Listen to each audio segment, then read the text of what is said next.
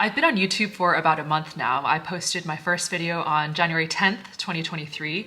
It's now February 11th, 2023, and I think this video will come out February 21st. I had no following when I started, and today I'm going to talk about my strategies and the hardware I use, and also my stats as a brand new YouTuber. A lot of the content I saw out there when I was learning how to launch my YouTube channel came from people who had many thousands of YouTube subscribers. They often had a lot of equipment, they had their flow going, and a lot of the information was really helpful. But for me, it was really hard to figure out what were the bare bones things I needed to focus on when starting from zero. So given that I am going through the process now, I am literally starting from zero. I had like 3 subscribers when I started and no notable social media following. This is me documenting all of my learnings in the process. So I'll first touch on my strategy for putting out YouTube videos. My initial goal was putting out 1 video a week, but I didn't know how sustainable that was going to be for me. So I had a backlog of, I think, 3 to 4 videos before I ever put out my first one.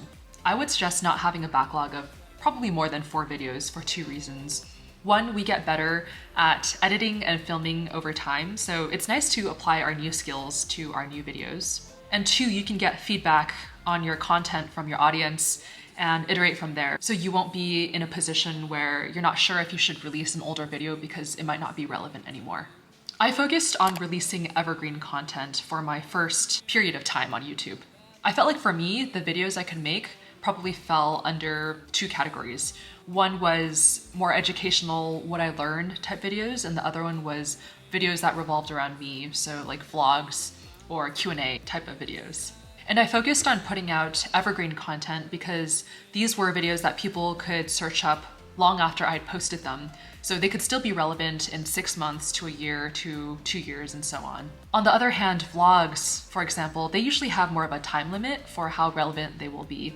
Because, for example, if I put out a February vlog, no one's gonna really watch that in July, or at least I know I wouldn't. So I focused on putting out evergreen content because, as I said, I don't have a social media following, so no one knows me, and therefore I can't assume that they would be interested in knowing what I'm doing in a day when they don't really know who I am. And I also thought that this would be a great way to attract people who were interested in the topics on the videos I was making and help them find my channel. Even when I look at the performance of my first 4 or 5 videos, the video I put out on how I product manage my modeling career has the lowest performance, probably because no one knows who I am, so it might not be as interesting as the content on how to get signed as a model or how to start YouTube, where the audience is wider. In terms of graphics, I wanted everything to look as professional as possible, so I did the following when I first started. I created an end card, and this is the screen at the end of the video that tells you what videos you might want to watch next. I created a YouTube banner, so this is the graphic that sits on top of my YouTube channel page, and it tells you a little bit more about who I am and how frequently I am posting. I started making playlists, so basically I sort all of the relevant videos around one topic into one playlist. So if someone's interested in my modeling videos, they can get all of the modeling videos in one area. I also put effort into my thumbnails. I made sure that they all looked very similar so that my brand could be very cohesive. In terms of helping people find my videos on YouTube, I optimize for keywords. So if I make a video on modeling, then I try to add a lot of keywords in the description and in the title around the topic of modeling. I also tried to optimize my titles for clickability. So instead of, for example, how to get signed by a model agency, I think one of the videos I put out was struggling to get signed as a model, try these tips. I use vidIQ, which is a really helpful YouTube analytics browser extension. They have a premium version. I use the free version, but basically I use it to figure out if my idea or my title will generate interest. When I searched up a few of the keywords as I was planning my starting YouTube in 2023 video, I found that it had a great score. This is really helpful in knowing that it was a topic that generated a lot of interest. Many people were searching it up already. As you can see, it has 15,000 searches per month and with very little competition. So this is what I went off of, and this is the video that helped get my account a lot of momentum. As far as promoting my videos on social media, this is what I did. It might make sense for someone else to do something else, but for my very first video, I posted it on LinkedIn, Facebook, and Instagram, and this was primarily to let people know that I have a YouTube channel, and if they were interested, they could subscribe or watch. Anytime I posted modeling videos, I would go on Reddit, so r/modeling, and I would answer any questions that I had expertise around. If I'd covered those topics in my videos, then I would link my video in my answer for reference. I also tried posting these modeling videos in modeling Facebook groups. I don't think I got a lot of traction from that. I think this could work though if you're in an active Facebook group in your niche. I may or may not keep trying this. I think it just depends on the types of videos I put out. Beyond my very first video, though, I didn't keep posting them on my LinkedIn or Facebook profiles because I wanted them to be pushed out to people who were actually interested in the topic. I don't know that much about the algorithm, but I'm connected with a wide range of people on Facebook and LinkedIn who have many different interests and probably don't encompass my target audience. So if they happen to click on my videos, if I had kept posting them on LinkedIn and Facebook, they might not have watched the whole thing. And I also didn't want the algorithm to be confused as far as who to push out my videos to.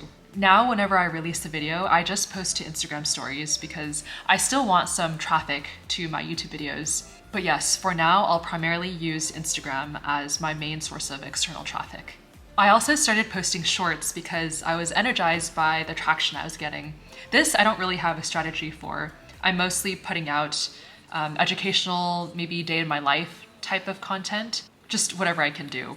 I know YouTube Shorts is a great way to get exposure, but right now I'm so focused on getting a video a week out that I haven't really had time to dedicate toward learning and optimizing YouTube Shorts. And I think that's the really cool part about starting something completely new, is that there's always something more to learn or a different way to challenge yourself. And that's something that I have unexpectedly really enjoyed about starting YouTube. For hardware, everything I use is linked below. My camera is the Sony ZV-E10 and I use the kit lens that came with the camera. For my tripod, I use a random tripod off of Amazon. It works well for me. I use a 128GB SD card for memory in my camera.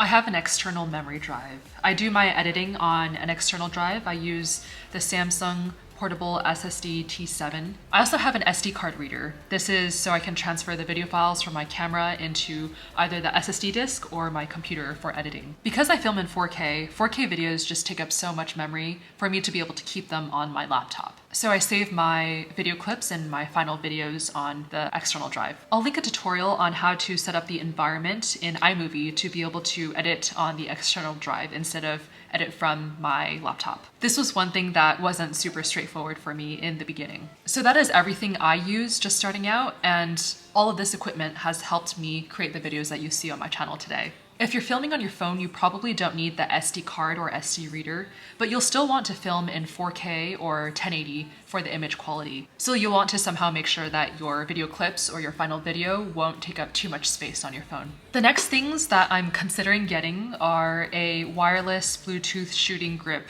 handheld tripod. That would just give me more stability as I walk around with my camera. And this I'm envisioning more for a vlog so that I can just quickly hit record and my footage won't be too shaky. And of course I'm considering an external mic. I'm not sure which one yet, but that would just improve the sound quality. And these two items, I'm not sure when I'll get them or even if, but that's just what's on my mind right now. And real quick for software, I use iMovie, which is free, and Canva Pro for graphics, which I think costs around $120 a year.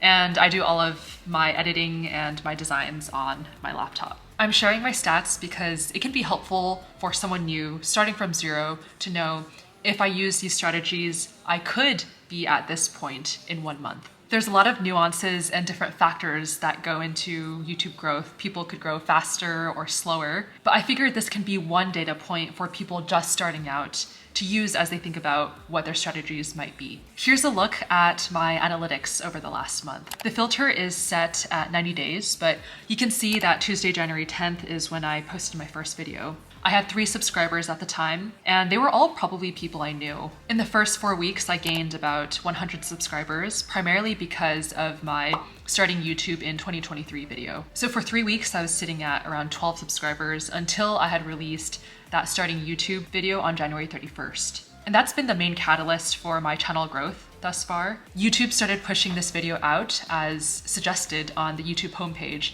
and that's probably what I owe a lot of my growth to. And I wanted to capitalize on this, so that's when I started posting shorts as well. So that's where I am right now. I'm really excited to continue to learn and try different things. I'll continue to update my progress on some sort of regular basis. The frequency will really depend on the learnings I get as and when they come. Thank you all so much for spending this time with me. Comment down below if you have any questions. I'd be happy to answer them. And if you like this video, please like and subscribe. That would help me out a lot. And that's it. I'll see you next time.